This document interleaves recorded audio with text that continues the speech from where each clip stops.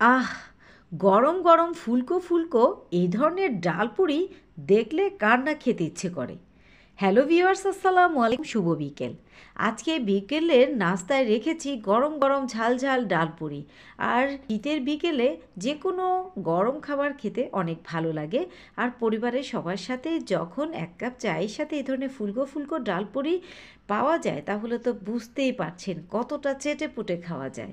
তো আজকে এই দারুণ ডাল পুরির রেসিপিটি আমি আপনাদের সাথে শেয়ার করতে চলে এসেছি মিশুস ফুড ফ্লেভার থেকে। তো সবাই কেমন আছেন? আলহামদুলিল্লাহ, আমিও আপনাদের দোয়া এবং ভালোবাসায় অনেক অনেক ভালো আছি। যে সকল শুভাকাঙ্ক্ষী বন্ধুরা আমার ভিডিওটি দেখা শুরু করেছেন, অবশ্যই একটি লাইক দিয়ে পুরো ভিডিওটি দেখে নেবেন। তো ডাল ডাল পুরি তো আমরা কম বেশি সবাই বানাতে পারি, তবে এক একজন এক একভাবে তৈরি করেন। আমি এখানে আধা কাপ পরিমাণ মসুরের ডাল আগে থেকে ভিজিয়ে রেখেছিলাম, ডালটা ভালোভাবে ধুয়ে নিয়েছি। এখন আমি এখানে সামান্য পরিমাণ পানি এবং সামান্য লবণ এবং সামান্য হলুদ গুঁড়ো দিয়ে এটাকে আমি একটু সিদ্ধ করে নেব। তবে ডাল সিদ্ধ করার ক্ষেত্রে আপনাদের সাথে একটা টিপস আমি প্রায় শেয়ার করি, তবে আবারও আপনাদেরকে বলছি যে সামান্য পানি দিয়ে এটা সিদ্ধ করবেন, তাহলে তাড়াতাড়ি সুন্দরভাবে সিদ্ধ হবে। অন্যদিকে ডালটা সিদ্ধ দেওয়ার পর আমি একটি সফট আটার ডো তৈরি করব। তো আমি আটা দিয়েই ডোটা করেছি, আপনারা চাইলে ময়দা দিয়েও এই ডোটা তৈরি করতে পারেন। অর্থাৎ ডাল পুরি তৈরি করার জন্য যে ডো তৈরি করতে হবে, আমি তার প্রসেসিংটা আপনাদের সাথে শেয়ার করছি। আমি এখানে 2 কাপ পরিমাণ আটা নিয়েছি এবং এটা অবশ্যই ব্র্যান্ডের একটা আটা আমি ব্যবহার করি সবসময় বাসায়। দিয়েছি আমি এখানে পরিমাণ মতো লবণ, এবং লবণের সাথে আমি আটাটা প্রথমে একটু মিশিয়ে নিয়েছি। এরপর হালকা কুসুম গরম পানি দিয়ে অল্প অল্প করে দিয়ে আমি খুব সুন্দর সফট একটা ডো তৈরি করব। আর অবশ্যই চেষ্টা করবেন ডাল পুরি তৈরি করার ক্ষেত্রে ডোটা কিন্তু যথেষ্ট সফট হতে হবে, তাহলে কিন্তু আপনার ডাল পুরি অবশ্যই ফুলকো ফুলকো এবং অনেক লোভনীয় হবে, খেতেও দুর্দান্ত হবে। আর ডাল পুরির জন্য যে মসুরের ডাল দিয়ে আমি একটা পুর তৈরি করছি, এই পুরটা আমি কিভাবে করছি এটা কোনোভাবে আপনারা স্কিপ করবেন না। আপনারা অবশ্যই মনোযোগ সহকারে দেখবেন যে আমি কি কি উপকরণ দিয়ে এই ডাল পুরির যে পুরটা তৈরি করেছি এটা।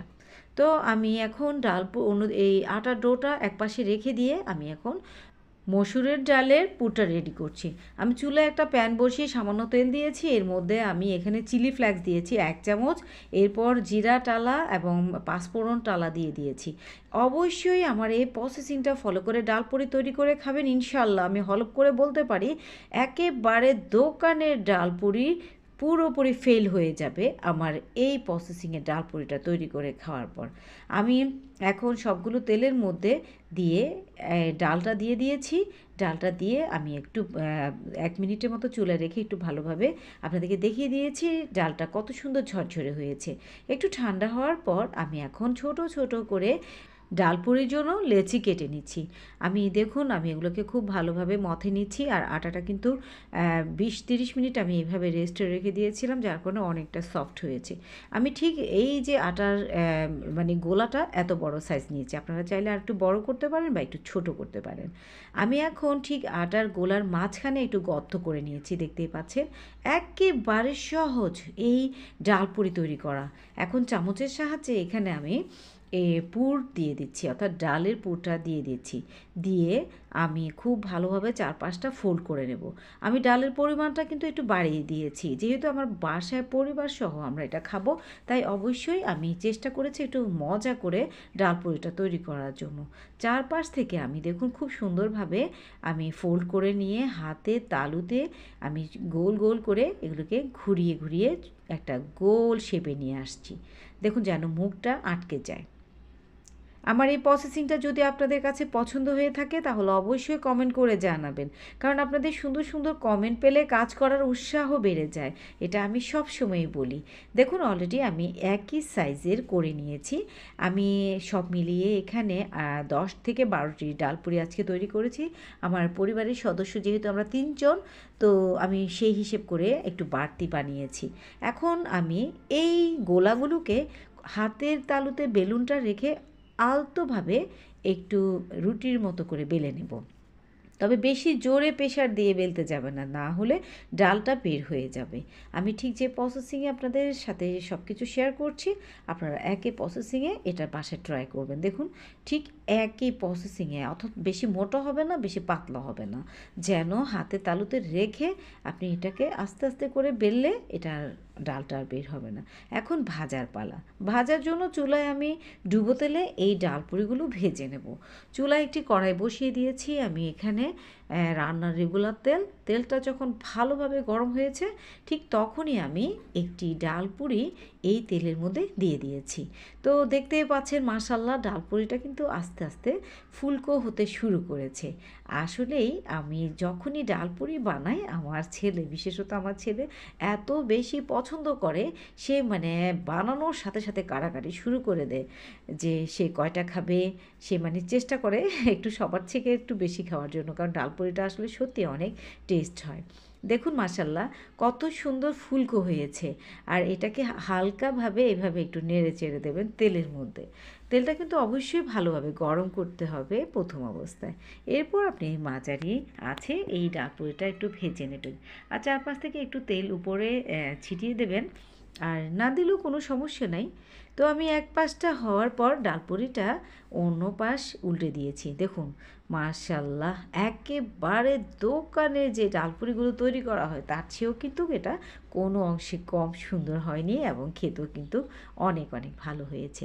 আমি যেভাবে আপনাদের সাথে কথা বলছি এটা কিন্তু 100% সত্যি কথা, এবং এটা আপনারা হলফ করে বলতে পারবেন যে আমি যে প্রসেসিং এবং যেভাবে এই পুরিটা তৈরি করেছি আপনারা বাসায় তৈরি করার পর আমাকে ঠিক একইভাবে কথাগুলো আপনারা কমেন্ট করে জানাবেন। অলরেডি আমার ডালপুরিটা হয়ে গিয়েছে মাশাআল্লাহ, ফুলকো ফুলকো ডালপুরি, সাথে গরম চা। আর কেউ যদি সস দিয়ে খেতে চান তাও কিন্তু সস দিয়ে খেলেও কিন্তু এটা অনেক ভালো লাগে। এরই মাঝে আমি কিন্তু আরেকটা ডালপুরি তেলের মধ্যে দিয়ে দিয়েছি। মাশাআল্লাহ এটাও দেখুন খুবই ফুলকো হয়েছে। আমার প্রত্যেকটা ডালপুরি কিন্তু একেবারে থেতিয়ে যায়নি, সবগুলো ফুলকো ফুলকো হয়েছে, আর একটার থেকে একটা দেখতেও সুন্দর হয়েছে। তো এইভাবে করে আমি সবগুলো ডালপুরিগুলো এভাবে তেলের মধ্যে ভেজে নেব। তো আশা করছি আমার এই ডালপুরির রেসিপিটা আপনাদের অনেক অনেক ভালো লাগছে। আর যদি ভালো লাগে বাসায় ট্রাই করবেন এবং সুন্দর সুন্দর কমেন্ট করতে ভুলবেন না।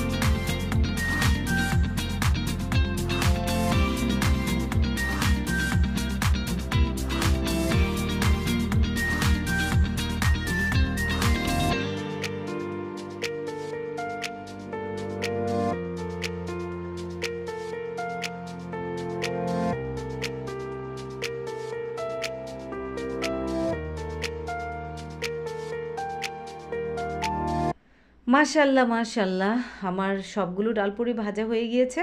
আমি এখন একটি সার্ভিং প্লেটে সবগুলো ডালপুরি তুলে নিয়েছি। এখন দেখেই বুঝতে পারছেন কতটা লোভনীয় এবং সুন্দর হয়েছে।